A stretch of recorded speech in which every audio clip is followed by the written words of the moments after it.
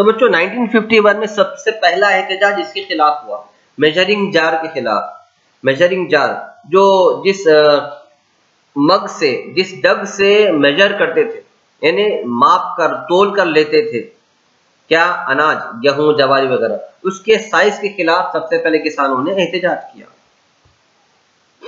उसके बाद एहतजाज हुआ सेकंड लोन रिकवरी के लिए, ठीक है, यानी लोन रिकवरी के लिए जो एक किसानों पर दबाव डाला जाता था उसके खिलाफ एहतजाज हुआ। और टिलर्स जो थे, exploitation of the tillers and other major problems.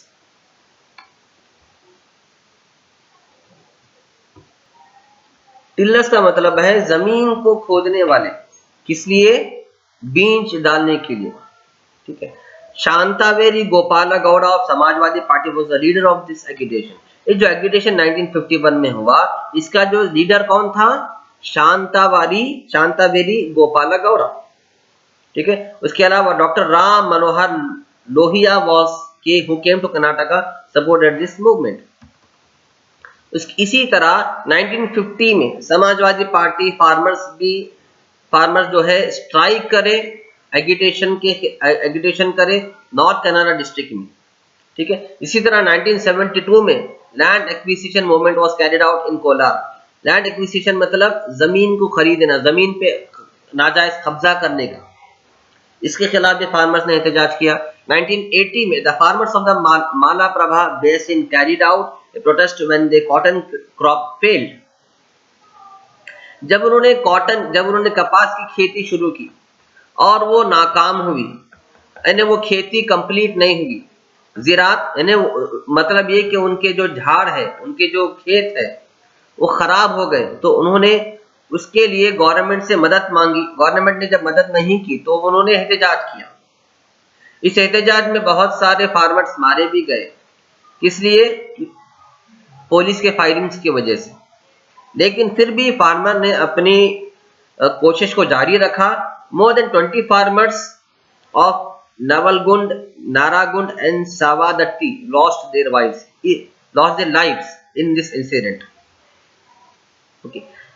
In the light of all these occurrences, farmers started establishing their own organizations.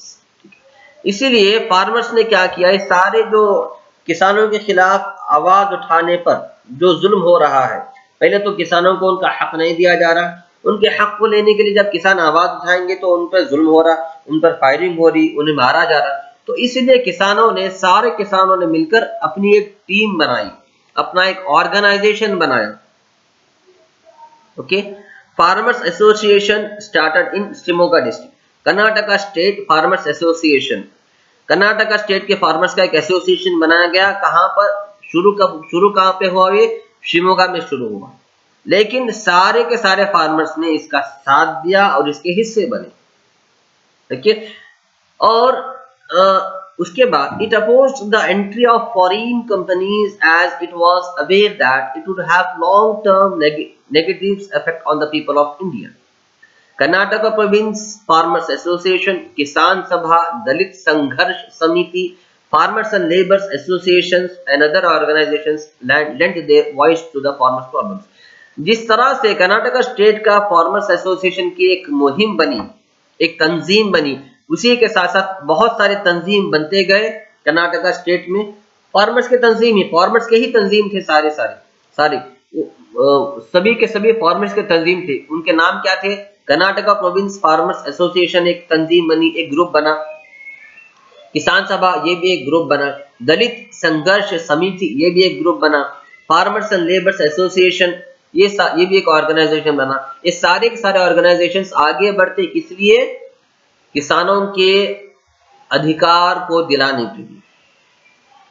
Farmers agitation में बड़े बड़े लीडर्स कौन थे ये देखिए, एमडी नंजुंडा स्वामी, सुंदरेश पुट्टनैया, कडिडालू शामन्ना, ये सारे बड़े बड़े प्रोमिनेंट लीडर्स थे फार्मर्स एगिटेशन में। नेक्स्ट है दलित मूवमेंट। जिस तरह फार्मर्स ने अपने अधिकार के लिए, अपने हकूक के लिए, अपने राइट के लिए आवाज उठाई थी और ऑर्गेनाइजेशंस बनाए थे और हड़ताल हुए, एहतजाज हुए थे, इसी तरह दलित लोग ने भी अपने अधिकार के लिए अपने सुरक्षा के लिए आवाज उठाई, जिसका नाम है दलित मूवमेंट। एक बहुत मशहूर साइकोलॉजिस्ट है जिसका नाम है R.D. Leong. Okay, R.D. Leong. इन्होंने एक बहुत बड़ा सेंटेंस कहा कि जब तक आप सामने वाली की तकलीफ, जब तक आपको सामने वाली की तकलीफ आप पर ना आ जाए, आप उस वक्त तक वो तकलीफ महसूस नहीं कर सकते। ठीक है, मतलब ये कि सामने वाला जो प्रॉब्लम फेस कर रहा है उसे देखकर आप सिर्फ अफसोस तो कर सकते हैं, उसे सॉल्व करने की कोशिश तो कर सकते हैं, लेकिन उस प्रॉब्लम की वजह से उसे जो तकलीफ हो रही है वो तकलीफ आप अपने आप पर उस वक्त तक नहीं महसूस कर सकते जब तक आपको खुद वो प्रॉब्लम ना आ जाए। फॉर एग्जाम्पल बच्चों, अगर आपके फ्रेंड ने कहा कि मुझे बहुत ज्यादा सर दर्द, बहुत तेज सर दर्द हो रहा है, तो आप कहेंगे हाँ आपको बहुत सर दर्द हो रहा है, आप गोली खाइए, डॉक्टर के पास जाइए, बहुत तकलीफ हो रही होगी आपको, आप अफसोस करेंगे, लेकिन उसकी तकलीफ आप महसूस नहीं कर सकते, उस वक्त तक महसूस नहीं कर सकते जब तक आपको खुद सर का दर्द ना हो जाए। तो यही बात दलित के साथ हुई।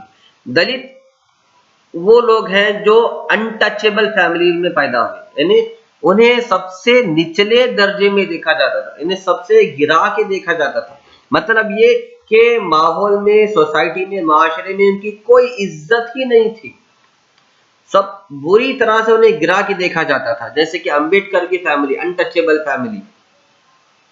तो दलित लोगों की फैमिली, दलित लोग जो है दे वर लोअर देन द लोवेस्ट, जो सबसे निचले तबके के लोग हैं, जो सबसे बैकवर्ड है, उनसे भी ज्यादा बैकवर्ड लोग दलित हुआ करते थे। ओके, इसके अलावा इन लोगों ने, ये भी इंसान है, इनके अंदर भी जज्बात है, इनके अंदर भी फीलिंग्स है, इन्हें भी जिंदा रहने का अधिकार है, इन्हें भी माशरे में, सोसाइटी में इज्जत की जिंदगी जीने के हकदार हैं। तो ये सारे चीजें इन्हें ना मिलने की वजह से इन्होंने स्ट्राइक शुरू कर दी, एगिटेशन शुरू कर दिया। और ये दलित का जो मामला आज का कल का नहीं, बहुत जमाने से चलते आ रहा है। तो और but during colonial rule, matters related to Dalits were the subject of many discussions. The discussions between Gandhiji and Ambedkar during 1930 are an example of this. Although their objectives were the same, their approaches were different. After the visit of Swami Vivekananda, ठीक है, जब स्वामी विवेकानंदा जो कि मैसूर के king थे, उसके अलावा स्वामी विवेकानंदा और जो मैसूर के किंग थे Chamraj वड़यार 10, considering the problems of the Dalits seriously, opened separate schools for them. ये दलित इतने मुसीबत ज़्यादा लोग थे कि इनके बच्चों को ना स्कूल में आने की परमिशन दी जाती थी, इन लोगों को ना मार्केट में आने की परमिशन दी जाती थी, इनको ना कारोबार करने दिया जाता था, इनको ना खेती बाड़ी करने दिया जाता था, और इनके फैमिली के साथ कोई रिलेशन भी नहीं रखते थे। तो इस तरह के बहुत सारे जुल्म होते थे दलित के ऊपर। इस जुल्म के खिलाफ बहुत सारे बड़े बड़े लीडर्स ने आवाज उठाई, एगिटेशन किया। ओके, उसी में स्वामी विवेकानंद भी हैं और मैसूर के किंग चामराज वड़यार भी हैं, जिन्होंने दलित के प्रॉब्लम्स को समझकर इनके लिए एक स्कूल ओपन किया कर्नाटका में।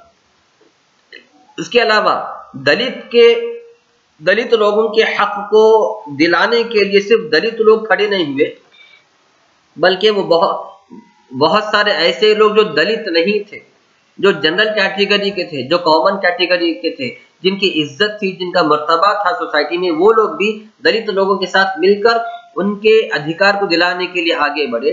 और इसमें सबसे बड़ा योगदान है डॉक्टर BR अम्बेडकर का, क्योंकि ये भी खुद एक दलित थे, ये भी खुद एक बैकवर्ड कम्युनिटी से बिलोंग करते थे। इन्होंने कहा कि अगर दलित को उनके अधिकार दिलाना है तो सबसे पहला काम, सबसे पहला स्टेप दलित को एजुकेशन दिलाया जाए, दलित को शिक्षा दिलाई जाए। इससे क्या होगा, वो अपने अधिकार वो समझ सकेंगे कि हमारे अधिकार क्या है और हमें किस तरह से वो अधिकार वापस लेने हैं। इसीलिए दलित लोगों के लिए सबसे ज्यादा स्कूल्स खोले गए डॉक्टर चामराज वड़यार ने।